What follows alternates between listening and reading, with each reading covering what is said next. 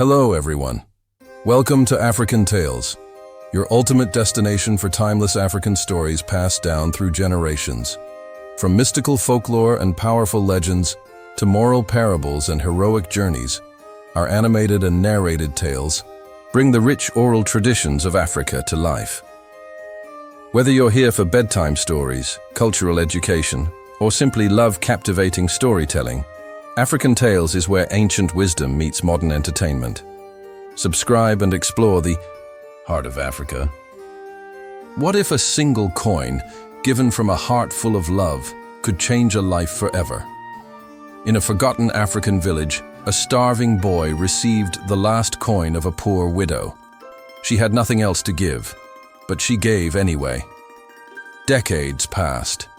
She fell ill, forgotten by the world, until a mysterious doctor appeared by her bedside. Who was he? And why did he say, "You saved me first"? This is the story of how one act of kindness turned into a life-saving miracle. Nestled deep in the rolling hills of East Africa lay a quiet village named Kiboko. Surrounded by endless fields of maize and watched over by acacia and baobab trees, it pulsed gently with the rhythm of life. The villagers lived by the land, their days filled with simplicity, humility, and a touch of ancient wisdom passed down in stories told around fires. Among them was Mama Juma. She wasn't wealthy, she wasn't young, she didn't possess land or cattle. But she had something many others had lost: a generous heart. Her days were quiet, marked by the soft clinking of beads as she made jewelry, the sweet aroma of roasted maize from her clay stove, and the echoing laughter of children who loved her like their own grandmother. Her mud brick home stood at the edge of the village, shaded by a jacaranda tree that shed purple blossoms every morning. With no husband, no children, and barely enough to eat, Mama Juma lived each day tending her garden, weaving mats, and feeding stray animals. Yet what she lacked in possessions, she made up for in love. She was the village's silent angel, never asking for anything in return. Many called her foolish for her kindness. Some whispered she'd once been wealthy, that heartbreak had made her soft. Others said she was a saint sent by the ancestors to remind people what it meant to be human. But Mama Juma never said a word about her past. It was during the dry season, when the earth cracked and the rivers whispered goodbyes, that Mama Juma made her weekly trip to the market. Her purse held 10 wrinkled notes, the savings of many weeks. She intended to buy cassava flour, cooking oil, and perhaps a bit of salt. That's when she saw him, Ayo, skin like dark sand, eyes hollowed by hunger, barefoot, coughing and clutching his stomach. Ayo was just a child, 10, perhaps 11, wearing rags that once passed for a shirt. He was thin, alarmingly so.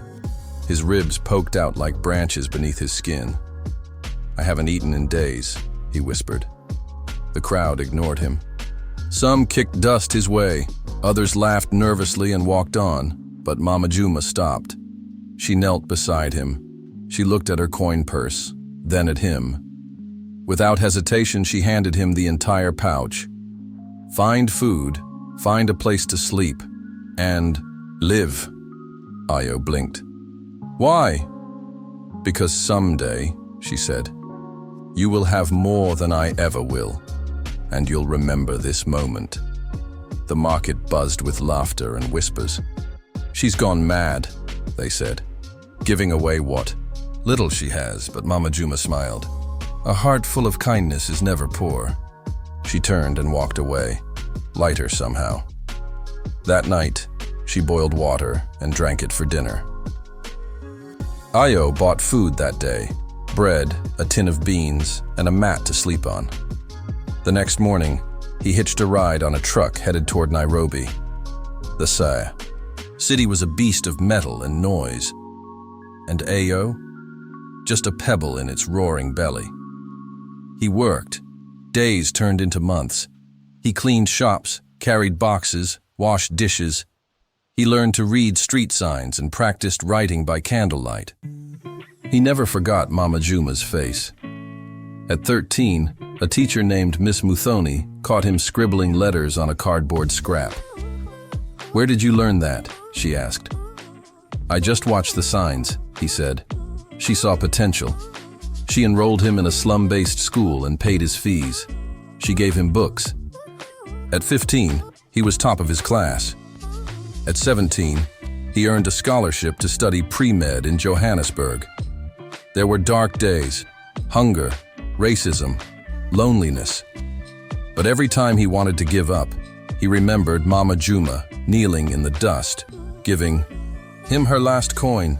"I owe her my life," he whispered every night. He worked hard, graduated top of his class, went on to medical school, specialized in internal medicine, earned respect, accolades, and finally returned to Kenya as one of the youngest consultants in the region. But he never stopped searching for her. Years passed. Mama Juma aged like an old song. Her back bent like the branch of her jacaranda tree. Her hearing dimmed, her sight clouded. The garden she once tended now grew wild. Weeds crept in. The goats stopped coming. Children grew older and visited less. Then came the illness. A strange fever, a persistent cough, nights of chills and breathlessness. She lost her appetite.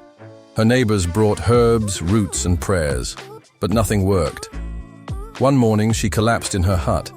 A traveling nurse from a health charity found her during a rural outreach. She radioed for help.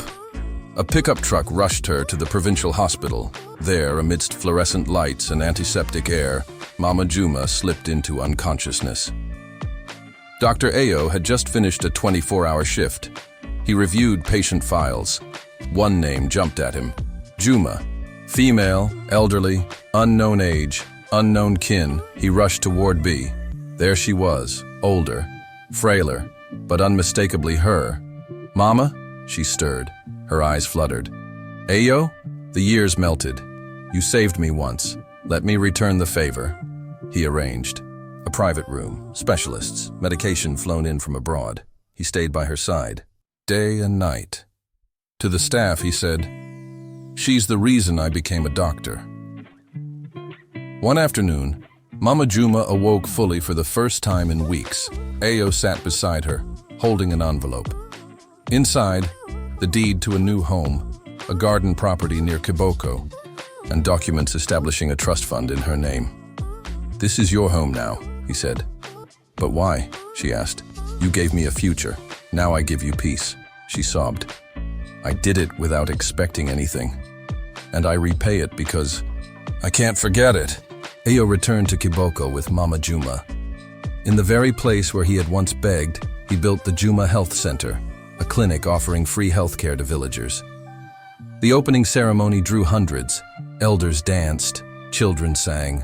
Ayo stood beside Mama Juma, now stronger, glowing with pride. She taught classes to young girls on resilience. She shared stories to school children under the baobab. She even helped deliver babies, despite her age. When she passed, they buried her under the jacaranda tree, the one that had once shaded her home. A plaque read, "She gave her last coin, but gave the world so much more." They say the world forgets good deeds quickly, but not always. Mama Juma's kindness became legend. Children in Kiboko tell her story like a fable. Ayo expanded his health initiative across the region, naming each new clinic after her. The ripple became a wave, all from one coin. So the next time you are asked to give, do it. Give without expecting. Love without asking. Why? Because the seed you plant today might grow into the tree that shelters you tomorrow.